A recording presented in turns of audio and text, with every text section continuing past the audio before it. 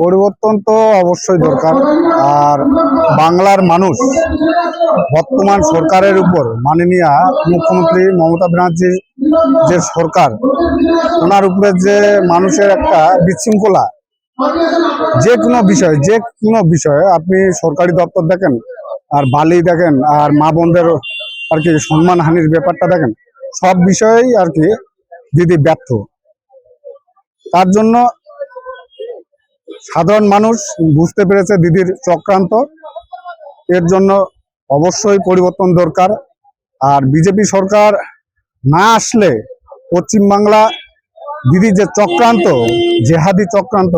জেহাদিদের direct উনি বলেননি, এক গোষ্ঠীকে উল্লেখ করে বলেছেন। তো গোষ্ঠী কারা, কোন গোষ্ঠীকে উল্লেখ করে উনি কথা বললেন, এটা তো সাধারণ মানুষ বুঝতে পারে না। এই জন্য সাধারণ মানুষ এবার হাতে লাঠি তরোয়াল নিয়ে দিদির সাথে যুদ্ধ করে, লড়াই করে ওনাকে ভাষায় বুঝিয়ে দেবে না, ভোট ব্যাংকে বুঝিয়ে দিবে যে পরিবর্তনটা কিভাবে বাংলার মানুষ বিজেপির দিকে সাপোর্ট করছে আর কিভাবে পরিবর্তন করবেন। ভোট আসলেই বুঝতে পারবেন মানুষ।